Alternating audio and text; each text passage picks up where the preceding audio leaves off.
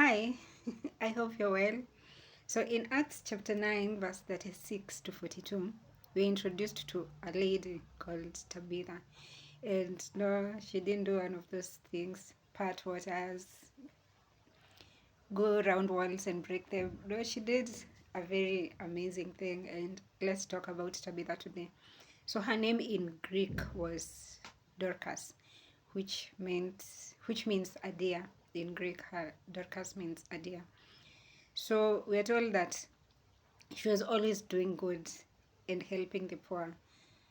And a time came that she got ill and she dies. But when she died, something very remarkable happened. The widows in that area, after they had cleaned her body and put it in an upstairs room, they could not keep calm, and they could not accept that their Dorcas was gone. So they sent word to Peter, who was in the next town. So Tabitha was in Joppa, and Peter was in the next town called Lydda. So they sent two men to him, with a very simple message: hurry and come to us. Just that, no details, no nothing, no nothing. And so when these men go to Peter, he prepares himself and goes with them. And when he goes to Joppa and goes to where the women are, he meets them crowded and in a room, like surrounding Tabitha's body, and they're crying and they're weeping. And when they see Peter, they start showing him, they're weeping and crying, but they're holding the garments that she used to make for them, because the good work and the kindness that she used to show was that she saw that, the widows in her area, the the struggles they were undergoing, and she decided that she'd give what she had. And what she had was her knitting prowess, so to say. And she that is how she showed them love.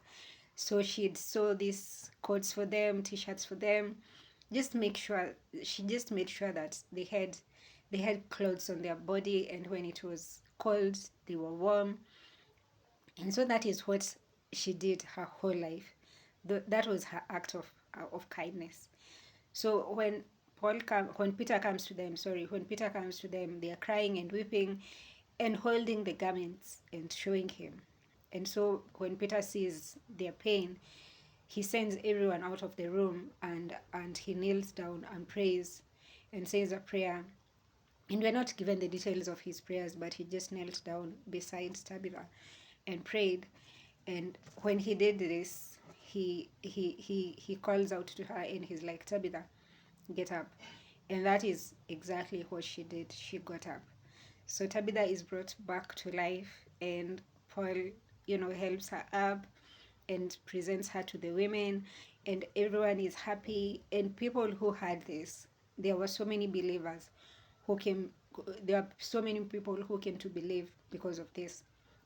So while Tabitha was living, she was still bringing people together in love. She was still being a disciple that way. And even in her death, she brought people together. And in her resurrection, she brought more people to Christ, so to say. So she just saw a need, and she used what she had. She had needles, she had threads, she had time, and she had love. And that was how Tabitha was able to be brought back to life, not because of very major things as she did. Like, I'm saying major because, okay, what she did was very major, if you ask me, because knitting takes time. Knitting takes it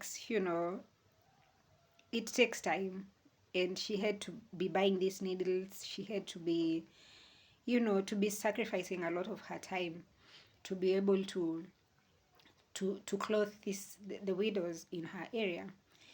But she had a very kind heart, and that is the only way she knew how to spread the love. And it's her life.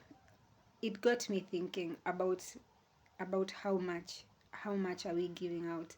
If something happened to you today, if something happened to me today, what would people show that we did for them? If someone walked past your business place today and maybe it was struggling, or maybe you had closed down for a few to just go back and refocus, would someone say a prayer over it and tell God, please bring this person back? Because they maybe have come, maybe they came to your shop and you were kind to them. Maybe they came to your shop and they had you know some they wanted to buy something, and maybe they didn't have a shilling or two or even 10, and you decided to sort of just help them that way. Would they see you sick and they'd go down on their knees and say, God, please heal this person? Because their kindness, their generosity, their love has spoken life to me, and I'd like them to be around for they're just okay to be around. So the story of Tabitha sort of teaches me that we don't we really don't need to have a lot for us to love on others. We don't need to have very major things for us to show kindness to others, for us to show God's love to people. you know Basically, we need just to use what God has placed in our hands to just be a blessing to someone. And maybe your knitting is a gift you have. Maybe it's a skill that you have. Maybe it's time even. And maybe there's someone who is in a dark hole and they're undergoing difficult times. But you lean to them and you don't leave them until there's some light in their life. Maybe it's your kindness on the road where you live, in the city that you in the town that you live, or in the village that you live in. Maybe it's your kindness, your kind words that will make someone's day, or someone's week, or someone's month, or even someone's life. Because really, you never know what people are are going through out here. Maybe it's your listening ear. Maybe you don't even have that money that someone needs, or that resource, but maybe your resource is a listening ear. You listen to this person speak, you listen to this person vent out and just cry their hearts out, but you're present and you're there. So maybe that is your knitting, that is your shirt that you're giving out, that is the coat that you've sewn, that you know that might be what God is asking you to give out. And God never asks us to give out what we don't have. All of us have things that we can give out. All of us have something like Tabitha that we can look around and see a need and decide, let me fill this up. Let me be the Tabitha of this situation. So Tabitha didn't change the whole world. No. She wasn't David or Moses or Samson. No. She didn't change the whole world. But she made sure to change the small world that she lived in. That town loved her. Joppa, the people of Joppa heard that she died, and they came together and wept and sent for someone they knew could come and change the situation. And when Peter was called, he didn't hesitate. There's also the part of obedience. Tabitha obeyed her whole life. She saw this need, and we're not told that she went around. We're not even told anything about her, anything else. We're not told she was married, she had family, she had a job, she was a wealthy woman. No, we're just told that she spent her time doing good. And I know someone is asking, but I work, but I have to do this and this and this. No, maybe your world is your workplace. How are you to your colleagues? How are you to your workmates? Maybe you're not employed and you're stay at home mom or dad. How are you to your family? Maybe it's in your business. How are you to your business partners? How are you to your clients? Maybe you're just a student in school. How are you being a light to the other students? Are you the one leading them to Christ? Are you the one leading them away from Christ? Maybe you have a platform on the socials. How are you using that platform? Do people come to your page and you're the one entertaining all the unkindness and all the hurt and all the pain in this world?